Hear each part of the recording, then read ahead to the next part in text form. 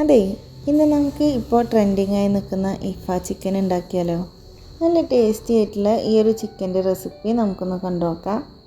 അപ്പോൾ അതിനായിട്ട് ആദ്യം തന്നെ നമുക്കിത് മാരിനേറ്റ് ചെയ്ത് വെക്കാനുള്ള ഒരു മസാല റെഡിയാക്കി എടുക്കാം. അതിന് വേണ്ടി 1.5 ടേബിൾ സ്പൂണ് കാശ്മീരി മുളക് പൊടി എടുത്തിട്ടുണ്ട്, 1/2 ടീസ്പൂൺ മഞ്ഞൾപ്പൊടി, 1 ടീസ്പൂൺ ഗരം മസാലപ്പൊടി, 1 ടീസ്പൂൺ തന്നെ കുരുമുളക് പൊടിച്ചതും, ആവശ്യത്തിനുള്ള ഉപ്പും, 1 ടേബിൾ സ്പൂണ് ലെമൺ ജ്യൂസും ചേർത്തിട്ടുണ്ട്. ഇനി 2 ടേബിൾ സ്പൂണ് കേർഡും 1/2 ടേബിൾ സ്പൂണ് ജിഞ്ചർ ഗാർലിക് പേസ്റ്റും കൂടെ ചേർത്തിട്ട് ഇത് നന്നായിട്ടൊന്ന് മിക്സ് ആക്കിയിട്ട് എടുത്തിട്ടുണ്ട്.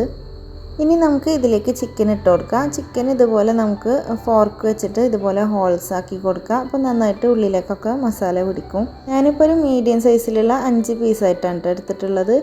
ഇനി ഇത് നന്നായിട്ട് മസാല ഒക്കെ തേച്ചിട്ട് നമുക്കൊരു അരമണിക്കൂർ റെസ്റ്റ് ചെയ്യാനായിട്ട് മാറ്റി വെക്കാം. ഇനി ഇതിലേക്ക് വേണ്ടിയിട്ടുള്ള സ്പെഷ്യൽ ക്രീമി മയോനൈസിൻ്റെ റെസിപ്പി നോക്കാം. അതിന് വേണ്ടിയിട്ട് പുഴുങ്ങിയ മുട്ടയുടെ വെള്ള 2 എണ്ണം എടുത്തിട്ടുണ്ട്, 3 ടേബിൾ സ്പൂൺ ഓയിലും 3 ടേബിൾ സ്പൂൺ ഫ്രഷ് ക്രീമും, ഒരു 4-5 അല്ലി വെളുത്തുള്ളി, പിന്നെ ഒരു 1/4 ടീസ്പൂൺ അളവിൽ ഉപ്പും, 1 ടേബിൾ സ്പൂൺ വിനെഗറും ചേർത്ത് കൊടുക്കുക. ഇനി 2 സ്ലൈസ്ഡ് ചീസും കൂടി ഇട്ട് കൊടുക്കുക.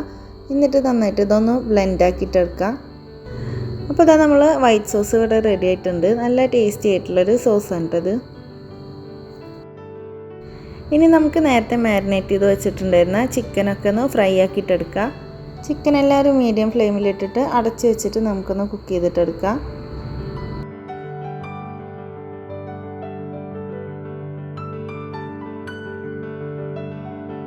അപ്പോൾ 2 സൈഡും ഇതുപോലെ നന്നായിട്ടൊന്ന് ഫ്രൈ ആക്കിയിട്ടെടുക്കുക.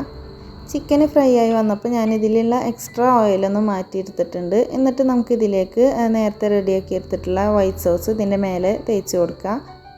ഇനി നമുക്കിതൊരു 5 മിനിറ്റ് ഏറ്റവും ലോ ഫ്ലെയിമിലിട്ടിട്ടൊന്ന് കുക്ക് ചെയ്തിട്ടെടുക്കുക. അപ്പോൾ ഇതാ ഇത്രയേ ഉള്ളൂ, നമ്മൾ ഇഫ ചിക്കൻ ഇവിടെ റെഡി ആയിട്ടുണ്ട്. നല്ല ടേസ്റ്റി ആയിട്ടുള്ളൊരു ചിക്കൻ്റെ റെസിപ്പിയാണ് ഇത്. അപ്പോൾ ഈ ഒരു റെസിപ്പി ഇതുവരെ ട്രൈ ചെയ്ത് നോക്കാത്തവരുണ്ടെങ്കിൽ ഒരു മസ്റ്റ് ട്രൈ റെസിപ്പി തന്നെയാണ് കേട്ടോ. അപ്പോൾ എല്ലാവർക്കും ഈ ഒരു റെസിപ്പി ഇഷ്ടമായിട്ടുണ്ടാവുമെന്ന് വിചാരിക്കുന്നു. ഇഷ്ടമായിട്ടുണ്ടെങ്കിൽ എല്ലാവരും ഒന്ന് ലൈക്ക് ചെയ്യാനും ഷെയർ ചെയ്യാനും കമൻറ്റ് ചെയ്യാനും മറക്കരുത്. അതുപോലെ സബ്സ്ക്രൈബ് ചെയ്യാത്തവരുണ്ടെങ്കിൽ മറക്കാതെ ഒന്ന് സബ്സ്ക്രൈബ് ചെയ്യാനേ. ഇനി ഇതുപോലെ നല്ലൊരു റെസിപ്പി ആയിട്ട് വീണ്ടും വരാം. താങ്ക്